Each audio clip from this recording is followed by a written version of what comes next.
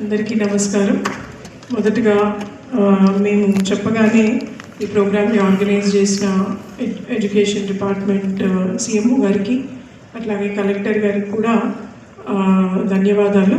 And మీ అందరూ కూడా మీ routine నుండి టైం తీసుకొని ఇక్కడ వరకు వచ్చి ఇక్కడ మాకు సపోర్ట్ చేస్తూ ఇక్కడికి వచ్చినందుకు మీ అందరికీ ఫస్ట్, మీరు టైం ఇచ్చినందుకు మీ అందరికీ ఫస్ట్ ప్రత్యేకంగా ధన్యవాదాలు తెలియజేసుకుంటున్నాను. ఆల్రెడీ మీ అందరికీ తెలుసు, మీరు పాఠాలు చెప్పేవాళ్ళు. ఈరోజు మీరు పాఠం వినాల్సి వస్తుంది. బట్ స్టిల్ ఎందుకంటే రకరకాల సందర్భాల్లో మా ఎక్స్పీరియన్స్లో గత 5-6 సంవత్సరాల నుండి సైబర్ క్రైమ్ మాకు రోజు రిపోర్ట్ అవుతూ ఉంటాయి. ఎవరో ఒకరు చెప్తూ ఉంటారు, ఈరోజు ఇదైంది, డాక్టర్ అంట, టీచర్ అంట, ప్రొఫెసర్ అంట, ఇంకొకరు ఇంజనీర్, గవర్నమెంట్ ఎంప్లాయీ, కలెక్టరేట్లో ఎంప్లాయీ, మా ఆఫీస్లో ఎంప్లాయీస్, వాళ్ళు వీళ్ళు అని చెప్పేసి రోజుకు ఒకటి ఉంటుంది. హౌస్ వైఫ్స్, వాళ్ళు వీళ్ళు అని.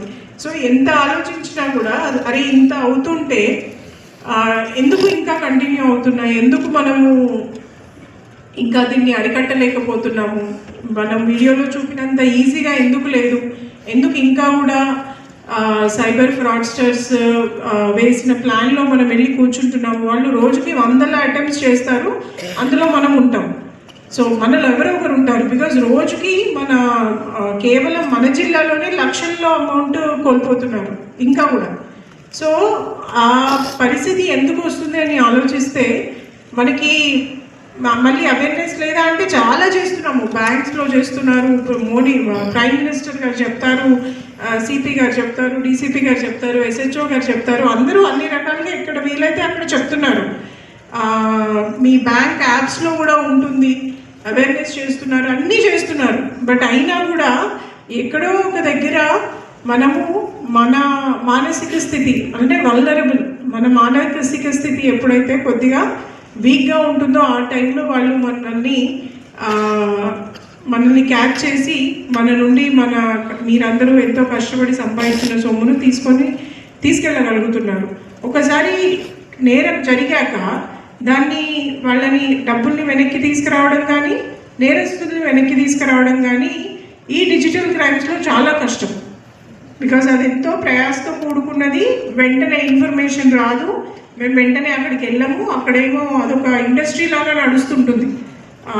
కొన్ని రాష్ట్రాల్లో అదొక ఇండస్ట్రీ లాగా ఊరంతా అదే పని మీద ఉంటుంది. ఇందాక మీరు చూపించినట్టు ఊరంతా అదే పని చేస్తుంటారు. మనము కొన్ని సినిమాల్లో, కొన్ని డాక్యుమెంటరీస్లో కూడా చూస్తుంటారు. సో ఇదన్నీ అంత ఉన్నప్పుడు మనం ఎందుకు ఇంకా ఇప్పుడు వరంగల్ లాంటి ప్రాంతాల్లో, రూరల్ ఏరియాస్లో కూడా ఎందుకు గురవుతున్నారు అంటే, ఇందాక సిఎంఓ గారు చెప్పినట్టు ASHA. First problem is ASHA. Okay ఇంకొంచెం వస్తాయేమో అన్న ఆశ. అట్లాగే రెండోది భయం. ఇప్పుడు ఇందాక చూపించిన వీడియోలో భయం, నువ్వు అరెస్ట్ అయితే ఇది, నీ మీద కేసు అయింది కాబట్టి ఇది భయం. సో భయం ద్వారా కానీ లేక ఆశ ద్వారా కానీ, ఈ 2 మార్గాల ద్వారా వాళ్ళు మనం వాళ్ళ పరిధిలోకి వెళ్తాం, ఎవరైనా విక్టిమ్. అట్లాగే అర్జెన్సీ, ఇప్పుడే చేయాలి. ఏదైనా సరే గుర్తుపెట్టుకోండి, 3 ఆశ కానీ, భయం కానీ, అర్జెన్సీ కానీ, ఈ 3 ఏది ఉన్నా అది ఫ్రాడే, అబ్సల్యూట్లీ ఫ్రాడ్. ఇది ఇప్పుడే చెప్పండి, ఇప్పుడు చెప్పకపోతే ఇప్పుడు బ్లాక్ అవుతుంది. ఇది చేస్తే అది అవుతుంది, అది చేస్తే ఇది అవుతుంది, మీకు ఇది కావాలా ఇది అవుతుంది, మీకు డబ్బులు డబల్ చేయాలనుకుంటున్నారా ఇది చేయండి. సో ఇలా రకరకాలుగా మనల్ని మభ్యపెట్టి, మనం ఖాళీ టైంలో మనం చూస్తున్నాము, మనం ఏదో చేస్తున్నాం అనుకుంటాం. కానీ డెఫినెట్లీ మీ అందరికీ తెలుసు, మీరందరూ పాత తరం వాళ్ళు. ఒకప్పుడు ఫోన్స్ లేనప్పుడు మన మానసిక స్థితి ఎలా ఉండేది, ఒక ఫోన్స్ వచ్చాక మన మానసిక స్థితి ఎలా ఉంది అనేది మీ అందరికీ తెలుసు. అంటే ప్రశాంతత అనేది లేదు. మనం లైఫ్లో ఏ ప్రాబ్లమ్స్ లేకున్నా కూడా దెర్ ఈజ్ సమ్ డిస్టర్బెన్స్. అంటే ఫోన్ ఎప్పుడైనా రావచ్చు, వస్తే ఎత్తాలి, చేయాలి, నోటిఫికేషన్ రావచ్చు, ఏదో న్యూస్ రావచ్చు, న్యూస్ రాగానే తీయాలి, పెట్టాలి.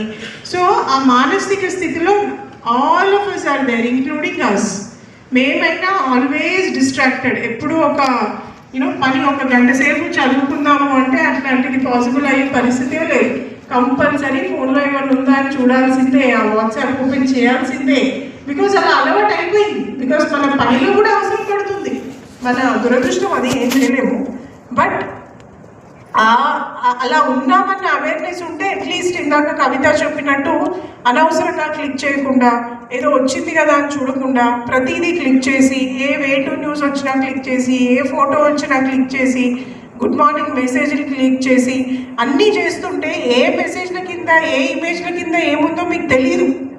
అలాగే ఏది క్లిక్ చేస్తుంటే ఫోన్ వాళ్ళ కంట్రోల్లోకి వెళ్ళి ఫోన్లో ఉన్న విషయాలు మీకు వస్తాయో తెలీదు. సో అందుకే గుర్తు తెలియని నెంబర్ల నుండి ఎవ్వరు కూడా మీ అందరి ప్రైవేట్ సెట్టింగ్స్లో పెట్టుకోవచ్చా లేదా?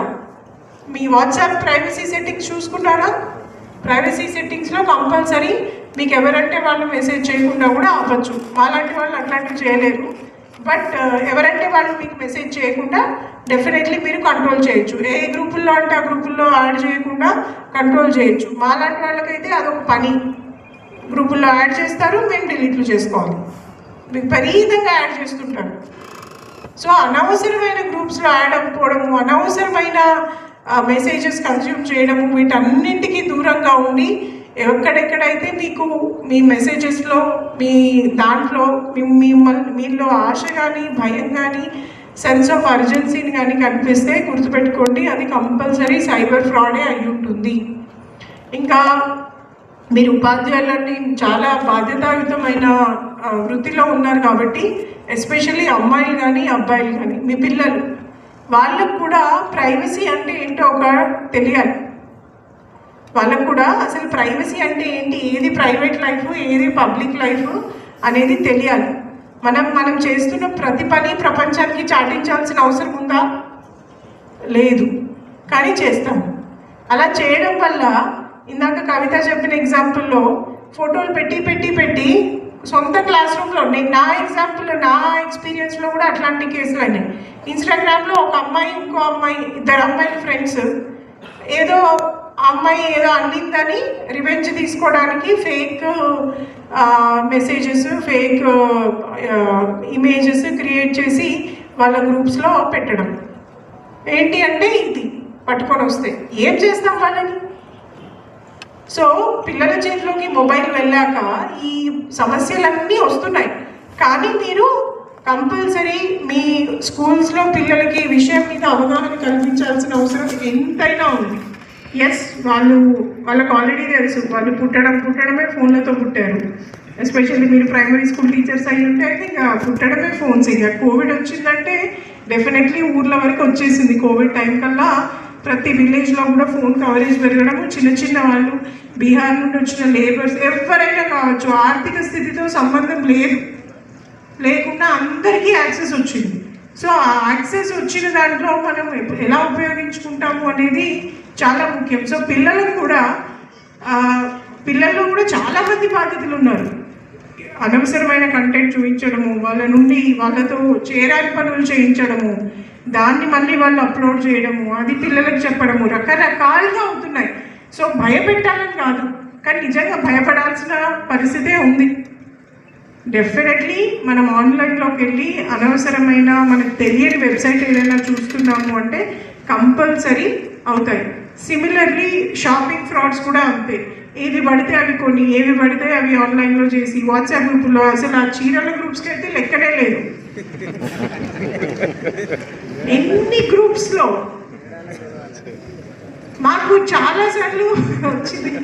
మేము ఆల్ ఇండియా సర్వీస్ ఆఫీసర్స్ కాబట్టి మా ఫ్రెండ్స్ వాళ్ళందరూ బయట ఎక్కడో ఉంటారు కాబట్టి చాలాసార్లు మాకు రిక్వెస్ట్, అటెండ్ అవ్వడం కూడా మానేసాము. అవి ఏదో విని సరే చూస్తామని చెప్తాము. ఎక్కడో వెస్ట్ బెంగాల్లో చీర కొన్నారు, వాడు 30,000 చీరలు కొంటే 10,000 చీరలే పంపించాడు.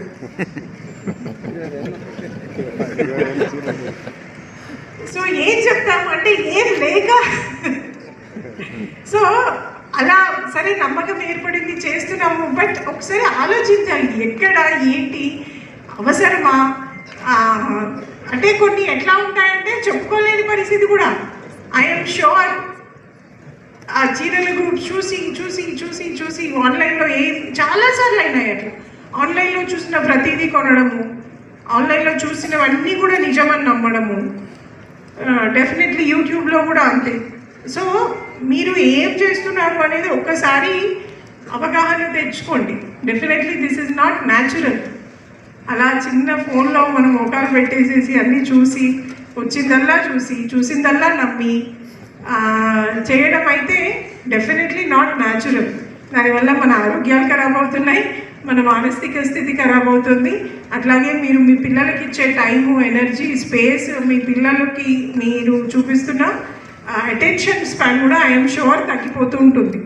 సో అందుకని ఈ అన్ని విషయాల మీద మీకు అవగాహన తెచ్చుకుంటారని కొంతలో కొంత కంట్రోల్ చేసుకొని ఒక అవేర్నెస్తో, అంటే మనం ఏం చేస్తున్నాం తప్పనను, డెఫినెట్లీ నేను కూడా ఆన్లైన్లో కొంటాను కానీ తప్పనను, కానీ ఒక అవేర్నెస్తో చేయాలి.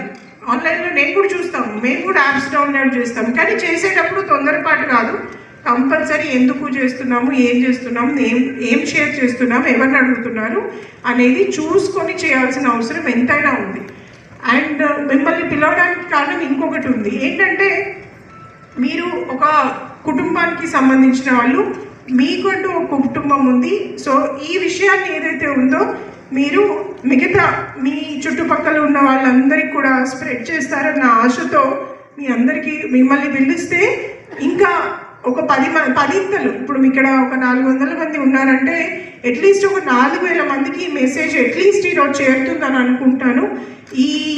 మీరు ఈ మెసేజ్ ఏదైతే ఉందో, ఈరోజు తీసుకున్న కంటెంట్ ఏదైతే ఉందో అది డెఫినెట్లీ సీఎంఓ గారి ద్వారా మీ అందరికీ కూడా తెలియజేస్తాము. ఈరోజు మేము ఇలా చేసామని స్టేటస్లో పెట్టుకోండి, మాకు ఇది చెప్పాను అని చెప్పి స్టేటస్లో పెట్టుకోండి, without your photo of course. That's what I suggest. So అది పెట్టుకోండి అంతే తప్ప ఇట్లాంటి నేరాలకి గురి కాకూడదని అనుకుంటున్నాము. నేను ఇందాక మార్నింగ్ ఎన్ఐటీలో కూడా చెప్పాను, వీ హోప్ మీకు మా అవసరం పడొద్దని ఆశిస్తున్నాను. అందుకే మిమ్మల్ని మా దగ్గరికి పిలుచున్నాం. మీరు మా దగ్గరికి వచ్చారంటే అది మంచి న్యూస్ అయితే కాదు, 100%. సో మీకు మా అవసరం పడొద్దని అనుకుంటున్నాను. సో మీరు మా పోలీస్ స్టేషన్స్ రాకండి, మా దగ్గరకు వచ్చి ఎటువంటి కంప్లైంట్స్ ఇవ్వాల్సిన అవసరం మీలో ఎవరికి కూడా, మీకు కానీ మీ ఫ్రెండ్స్కి కానీ మీ రిలేటివ్స్కి కానీ అవసరం రాకూడదని మనస్ఫూర్తిగా కోరుకుంటున్నాను.